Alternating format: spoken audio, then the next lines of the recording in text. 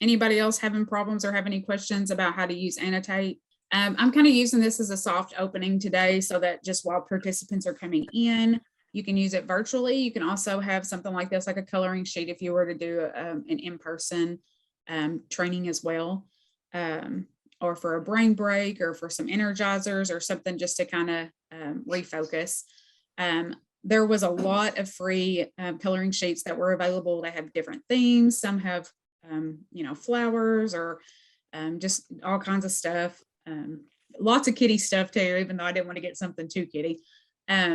So just make sure that when you search though, you respect the copyright permissions as well when you do that.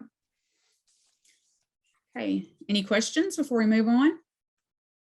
Okay, so like I said, today we're going to do a recap of trainer connections, and we're going to our trainer connection this year was called Let's Turn Knowledge into Action, from the Trainers Institute for 2022. And so we hope that you got to attend this year's Trainers Institute, but if you didn't, then we're hoping that we can teach you some new things. And then if you did, we're hoping we can kind of refresh your memories, because I know it was a week of fast information, and sometimes you kind of forget going through so much stuff. Feel free to unmute today if you would like to ask any questions, or use the chat to talk. We're going to be monitoring that so that we can answer any questions if you have any today. All right, so the first thing that we want to talk about is there was a session called Let's Get Physical. Let's Get Visual. I know that's easy to get confused. And the presenters talked about mind mapping. And the definition of mind mapping is visual representations of information that start with a central image or theme with thick branches radiating out. And they usually use images, color, size, and include arrows and connecting lines. So the really cool thing that we found out from the mind mapping is that our presenters actually did a training plan from using visual cues. So let me see if I can get this to come up so you guys can see the training plan and how this kind of works. Hang on just a second. Okay, yeah. So as you can see, this was done through mind mapping.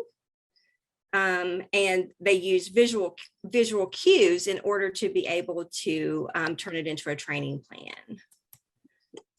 I'm gonna make it a little bigger. I know it's kind of small. So you can see where there's the opening, and then off of the opening, they put the preview and the activate prior knowledge from PACEs. And then they also have the time, the training time that it should be, the welcome, the introductions, the housekeeping, the overview. So those of you who are visual people, which I am, this might be even more helpful for you when you're doing a training plan to do it this way than it would be to filling out the words on the normal training plan. Does that make sense? And then you've got your training plan, you've got your content delivery, and the closing. And this was the biggest thing that all the trainers who were at this particular session went, oh, so you're more than welcome to take a picture on your phone if you want to before I switch back. But there's also the link that will get you there, and that will take you to this particular training plan so that you can actually take a look at it. So kind of give me a thumbs up if I can move back. I can't see everybody, but I've also shared, I shared the link for this mind mapping training plan in the chat too as well, if you'd like that. Mm-hmm. Okay. So not only did we talk about mind mapping this way for the training plan, they also gave us a lot of good resources for mind mapping. And again, you can take a picture of this if you want to on your phone, if you weren't at the actual training session, or there is a resource page at the end that has all of this on there as well. And so they talked about 3 different ways to do mind mapping. Freestyling, which is the old school way if you're a pen and paper person. And then they gave you some options of how to do that with Google Slides, Google Docs, Word, Canva, and Jamboard. Or you can do it on a desktop. With some of these, which is Stormboard, Mindemo, which is where we just were for the training plan, Coggle, Miro, I think it is, and Poplet. And then there's also some that you can use for your phone, if you're a mobile person, a Mindly and the Mindamo works as well. And then there's also a mind map for Android.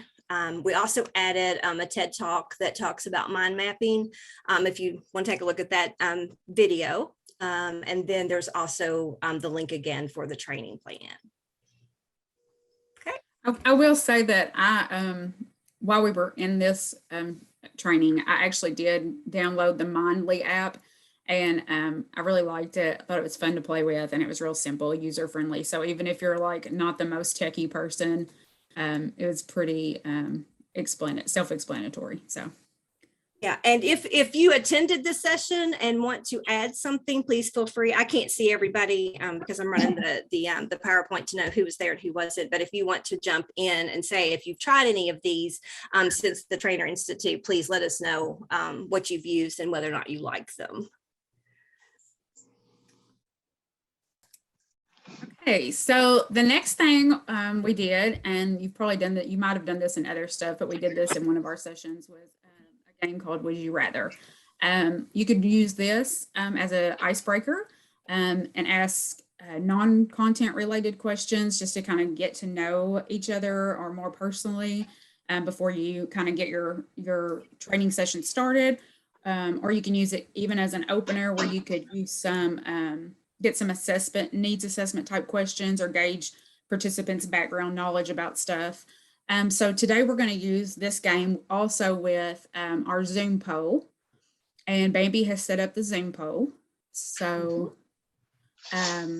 our first would you rather question is going to be, would you rather use debate or a game as a training method? So you should have a Zoom poll that pops up, and you can just select whether you would rather use a game or debate in training.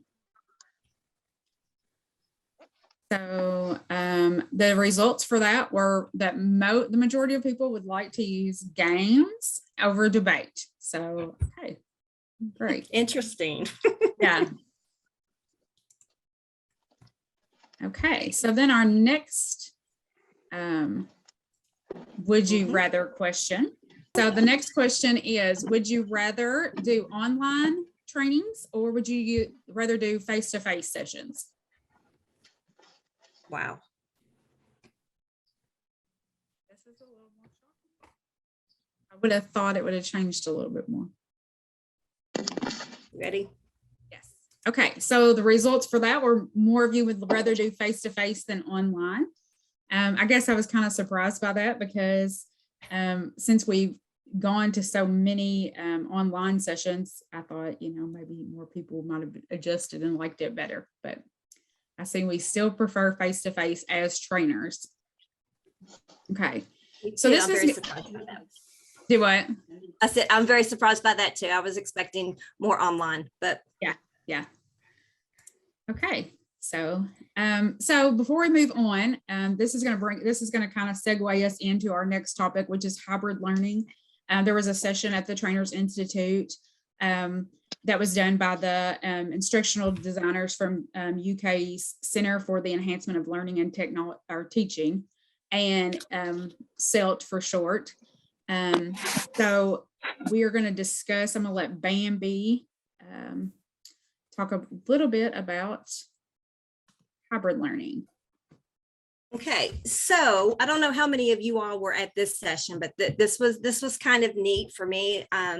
So a hybrid session is the blending of in-person and online audiences at the same time. So you have a group of in-person people in a room with the actual trainers that are present, and then you have a group of learners that are online or out in cyberspace, however you want to call that. And so it's really kind of neat because there's different ways to set this up based on what you want to do. And they were talking about 3 different setups. So there's a basic, an enhanced, and an advanced. And based on what you want to do technologically, it depends on what you want to do. So let's talk about the types first, and then I want to talk a little bit about what people felt that were actually at the training. So the basic setup, you're going to actually be able to use existing equipment that you already have in the room or equipment that you already own, which is basically a laptop and a computer with a webcam. So This is going to allow you to be able, virtual attendees, to see you as the presenter, but they are not going to be able to see anybody that's in the room with you. Those in-person people will probably be able to hear them if they have a laptop as well, but they're not going to be able to see you and everybody in the room. It's just going to be able to see you as the presenter. So movement is very limited for this. You wouldn't be able to move. You'd have to kind of stand in one spot so they could see you through the webcam. But if you want to move up a notch, you can do the enhanced setup. And this is using a mixed equipment to give different views to your participants. And this is going to take 2 to 3 devices. And one will have to have a webcam, you'll have to have a tripod, and probably a wireless microphone. Now, what this does is going to give the trainer a larger area to move within, and you're going to have a device that's dedicated to virtual attendees. So this requires more setup and technology, and you still won't be able to show and hear in-person attendees easily. So again, they're going to be able to see you and hear you, but not necessarily interact with each other for the people that are in the room and who are out in cyberspace or, you know, on your online. So this is what our presenters actually did on the day that we were there. They did an advanced setup, and that's really an investment in equipment that elevates the view and interaction. So this is going to take at least 2 devices. You're going to have a 360-degree camera and a wireless microphone. So this is an expensive investment and requires more setup and technology, unless you're lucky enough to be with an agency who already have some of these types of equipment that you're able to use. And it allows all the other advantages, and in-person attendees will now be in view. And you can see, so the people in the room can interact with your people that are online, and they can see you as well. So everybody can talk amongst themselves, and they can see each other as well. So this is what we did. And we were lucky enough to be able to do this at the University of Kentucky over at Coldstream. So those of us that were in the room, I was a in-person person with the presenters. April was actually in Western Kentucky, and she was there as well, but she was in cyberspace or online. But I could see her, she could see us, she could hear us inside the room, as well as the presenters. So for me, I did have my laptop there. I was able to see in person, plus see everybody on screen. Now I had to, you know, you've got to make sure that everybody's muted and all of that so that it doesn't have an echo. But it's really neat to be able to feel like you can discuss and talk and see each other. And I didn't feel out of place or like I wasn't heard. We actually did breakout rooms for the ones that were online, and then did individual groups in person inside the room, but we did the same activity. So that was kind of neat. April, do you want to share how you felt about it? Yeah. So like Bambi said, I was not there physically. I was virtual attendee. And so whenever they first started the session, the great thing about, and I know this is where this advanced setup gets expensive, was the 360 camera. So whenever the presenter, even if she was in front of the classroom and she moved, when she would talk, that camera would follow her. So you would always be able to see the presenter. However, if she asked questions and somebody within the room spoke, it would also turn to get them once they started speaking. So if she asked a question and then somebody facing her in the room answers, then we actually got to see whoever the person was that was speaking as well. So I loved the 360 camera. The picture that's right there on the screen kind of looks like a little owl. I believe that's what it's called, actually. Mm-hmm. It is. It was the 360 camera, and she did tell us that those were about I believe she said about $1,000. So sometimes, you know, if you're an individual trainer, that might not be something that's affordable. If you do it for your agency or something, and you're looking to spend some of those dollars before the end of the year, and this could help you, that would be a great little tool to spend your money on.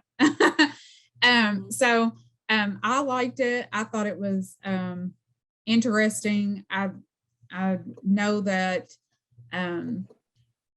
everybody likes different types of learning. So I believe hybrid is a great choice, and it may be something that people use a whole lot more in the future. especially it's very convenient for those of us that don't want to have to travel from the West to Lexington to go to a conference. But for those that like face-to-face and were able to attend there, then that met their needs as well. So I think So April, let me ask you, did you still feel connected to the group being online with some of the people in person? Yeah, I mean, I didn't feel like I know before, like I've done college courses as a hybrid before when I was doing my master's degree. And the thing that I didn't like about it as well before was there wasn't as much of this technology. And so it's been like a long, long time ago when I was doing that. So it was a little more chaotic because you couldn't hear people in the room that they didn't pick up as well. You couldn't, you'd always the camera would just always be on the presenter, and you would never see anybody else that was in your class if they attended, or they didn't have their own device as well when they were in. Like I liked that you all had your own device. So if you actually, didn't have like this 360 camera, some of you actually could still be seen because you're using your own device within the room, So I like that there's a little more options these days to hybrid. And I didn't think that it was, as distracting. I thought everybody could be heard and spoken, and, you could still see people that were there and you could still see people that. Okay. Is there anybody on with us today that attended the hybrid session that would like to say something about it, how they felt about it, or if they would ever use a hybrid in a training?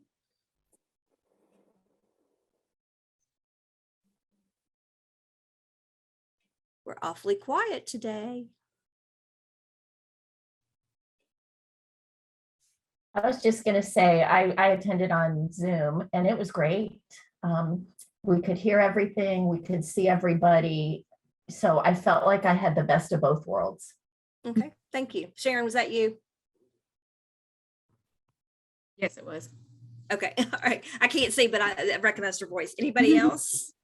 This is Stephanie Whaley. I thought it was really good, and the main takeaway for me was intentionality about including everyone. So you really have to remember that there are people in cyberspace. So when you're having conversation in person, you can make eye contact and things like that. So just really remembering to, for whatever it is, either in the content or activities or whatever, to either call on people or keep looking to see if someone has their hand raised. So just remembering that there are people who are not in the room and being intentional about engaging them as well.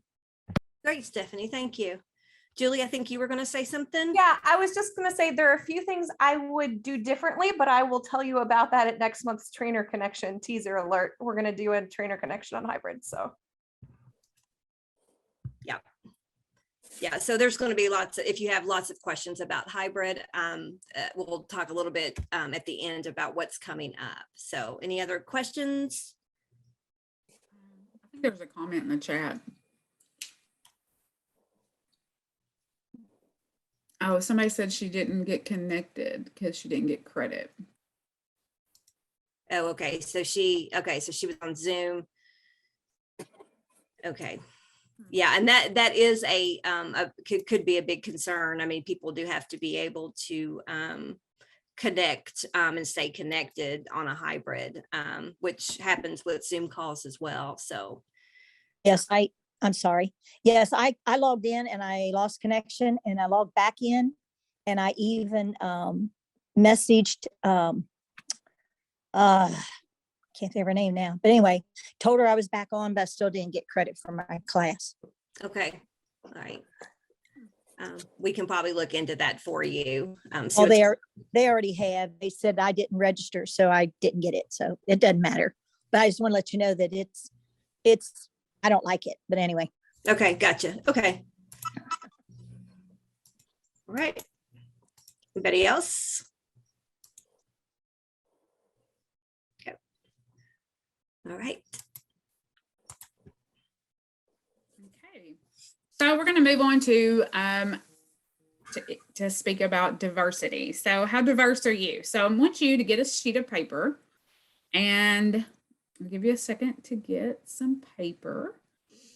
And then when you get your sheet of paper, I'd like you to number down the side 1 through 7.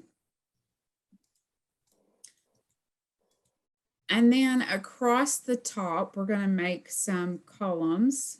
We're going to have a column for name, age, gender, race, marital status, and education. And if you've already done this, then you probably already know what our activity is going to be. And if you haven't, you may want to do it again. But if you haven't, I'll give you a second to get all that written. Just kind of give me like a little reaction thumbs up once you kind of have your sheet of paper ready to go. Okay, I think we have just about everybody back now. So, does anybody want to share anything from their breakout rooms that stood out to them or that was discussed that they just wanted to share?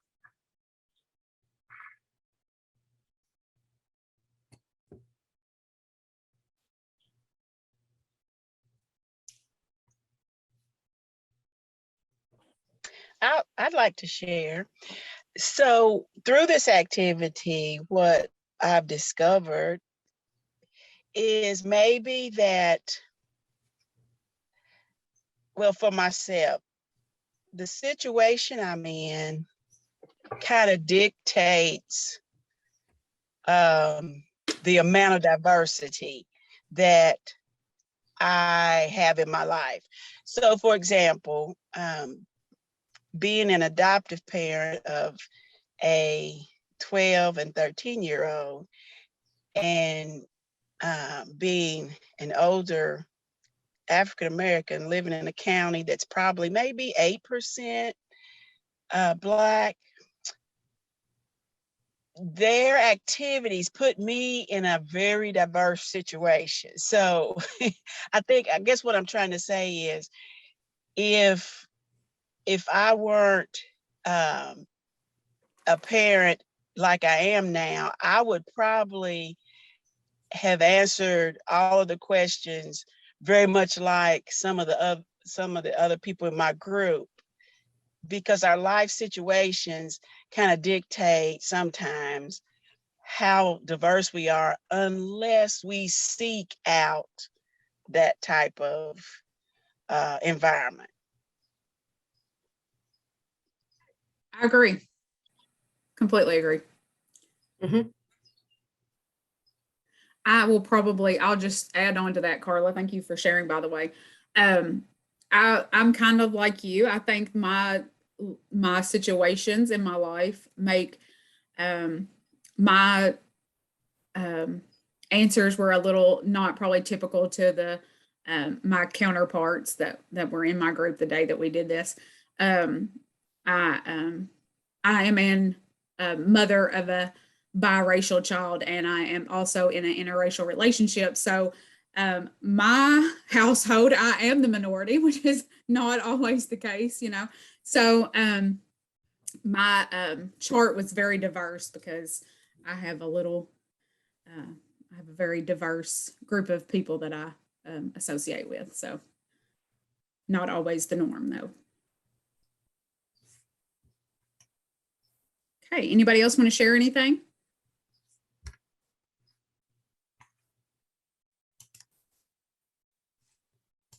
Okay. We just want to also include that in your trainings, especially those that talk about family engagement or adult-child interactions within the classroom, or even staff interactions when you have diverse group of employees, or even if you don't, these are good trainings that you can also include diversity, equity, and inclusion into those trainings, topics on how they can be discussed, how you can approach them in those settings as well. So just be mindful of that. And, you know, we encourage you to add those kind of things if it's applicable within your trainings. So with that, we will move on if nobody has any further thoughts.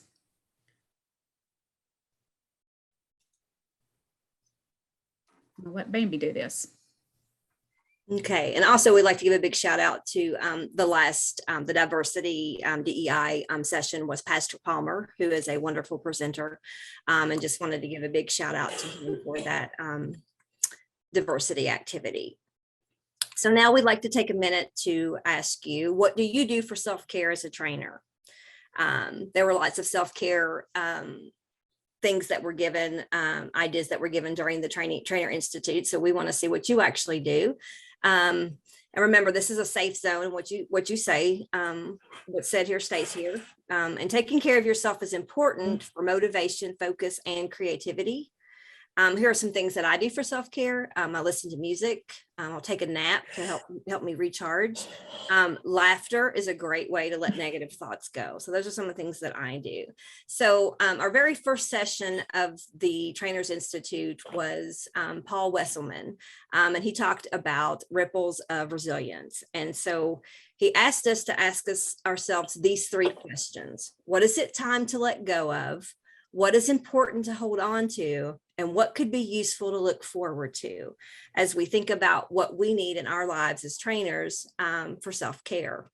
So would I happen to have a volunteer who might want to answer these questions for us, or even just one question?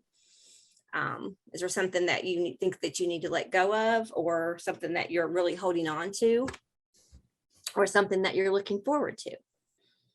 Volunteers? We have a very quiet group today.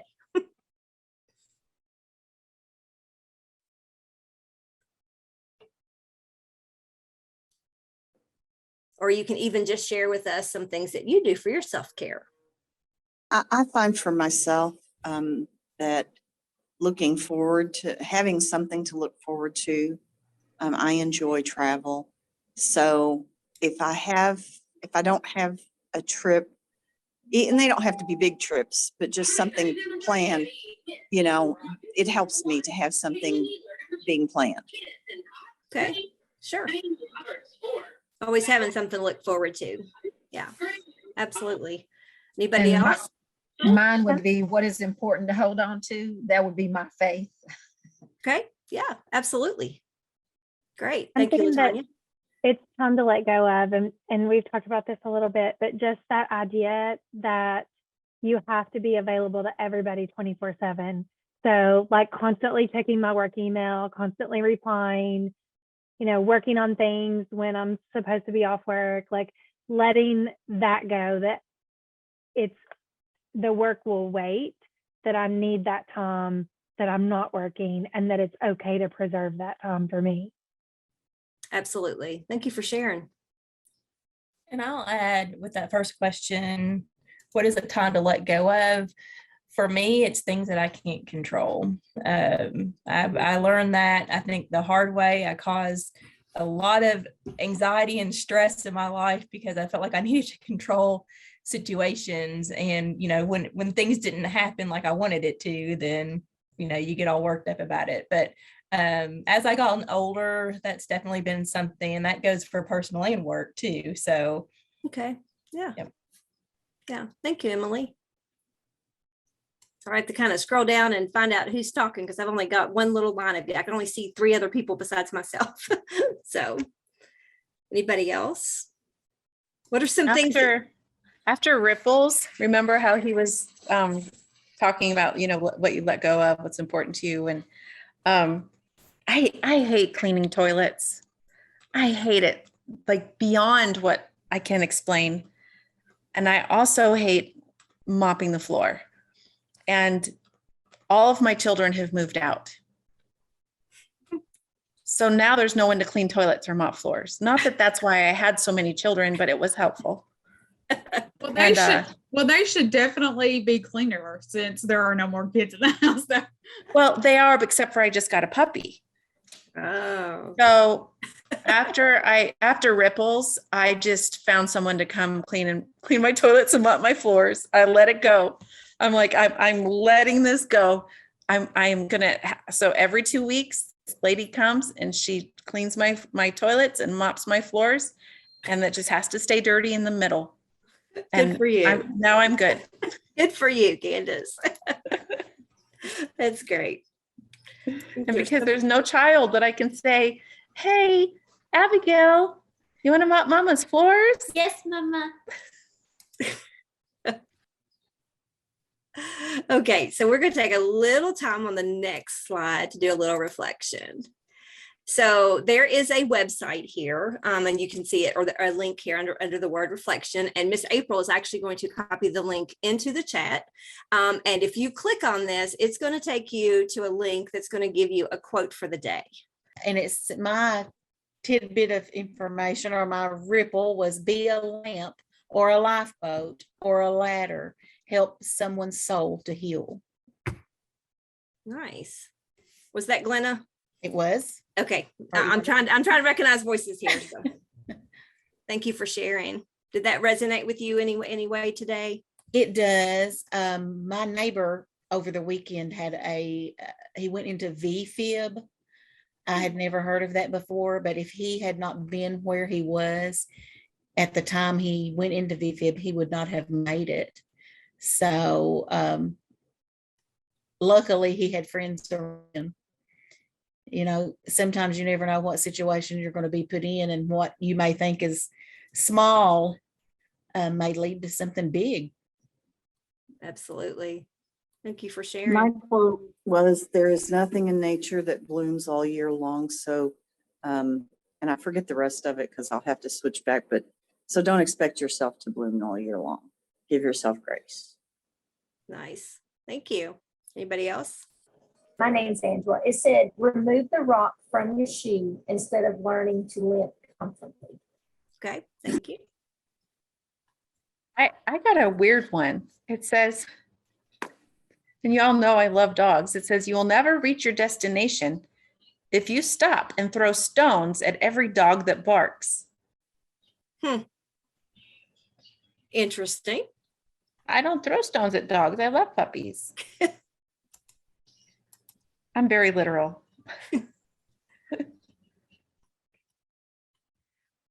And so Paul always tells us that he's more than happy for people to use this. So you are able to use this in one of your trainings if you would like for your participants to use this as well. Anybody else? I loved Bethany's. I'm going to have to read it out loud just because I love it. So hers it says, I've learned that even when I have pains, I don't have to be one. Nice. I love that.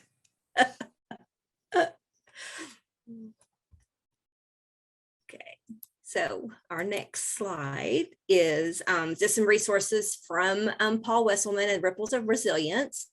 He talked about a calm app that he uses just to kind of calm himself on a daily basis. And also, if you don't already subscribe, he does a Ripples newsletter. And he's called the Ripples Guy. So that's where the ripples come from. And all you have to do to get onto that newsletter is send an email to kti@theripplesguy.com. So if you're interested, I believe it comes out every Monday morning. And he sends some really neat stuff that helps personally and professionally. So if you're interested in that, feel free to send your email and he will get you started on that. And I think that that's being dropped in the chat as well. Yeah, I did. Okay. Okay, so I know we're like crunching down to the last 5 minutes. So the next thing we're going to do is a Mentimeter.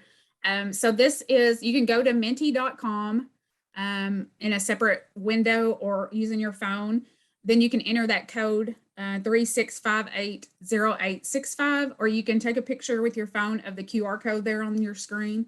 It'll get you to the same question.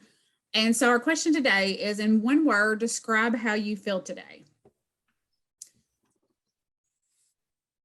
This is going to be a word cloud today. It is also, you can use it for polling like we did with our Zoom poll earlier. And it is free. It does have a paid one where you have more options, but this is free. And we're going to, like I said, we're going to use a word cloud today. So in a word cloud, you would actually, once the word is typed in more, the word gets bigger. So Bambi, I need to share my screen. If you can stop sharing yours so I can get the results up here. Yes. Okay, yay. Okay. So most of you are feeling happy. That's good. Lackadaisical, I like that.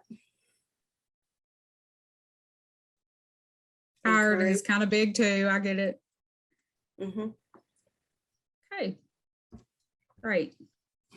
So because we're almost out of time, I'm going to go ahead and stop. And then maybe you can go back to yours.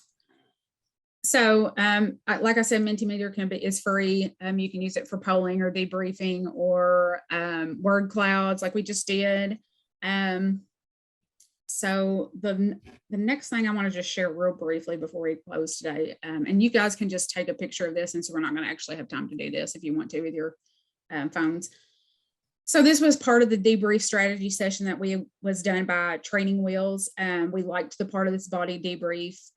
So you would have them pick one of the metaphor body parts and then have them share the response to the question of their choice.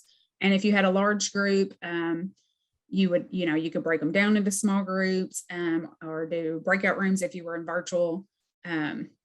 So this is kind of a good way to wrap up your sessions. Also, this is a good tool to have for the go-to any 10 to 20 minute little thing at the end if you need fill some time, because you can do it with any topic as well. So, and since I was going to have everybody pick a little part and kind of give us something about today, but we're kind of running out of time. So I want to respect your time and let Bambi kind of wrap us up. Okay, and here's our resource list from today from the Let's Get Visual, the mind mapping, and Paul Wesselman session. And we'll talk about where you can find everything here in just a second. And then I think Bethany or Glenna one is going to share what's coming up in June. Either one if you want to do For that. our next trainer connection, like she said, in June, we will be going a little bit more in depth about the synchronous hybrid training, as far as some of the basics, as far as things that you would need to make sure you have material wise, considerations you need to have for both your online and in-person learners, and various things. The registration for it is also a needs assessment, because we really want to make sure we're tailoring the content to what your questions are. So we do request that you go ahead and register as soon as possible and answer those questions as truthfully as possible as well, so we can make sure that we get the most needed information out to you guys, especially if you're interested in doing that type of format for a training. The registration link is showing at the bottom, and April put it into chat as well. You will receive an email from your training coach with reminders of all this information, but we wanted to give you a quick highlight today. And as always, when we end, we talk about our trainer toolbox, and this is our link to that. And you can also find all of this information. It'll take a few days to get it there, but all of our trainer connections are found on our trainer online community on the HDI.org website. So you can find everything there, including the resource list. We like to say sorry that we went over today, but thanks for joining us.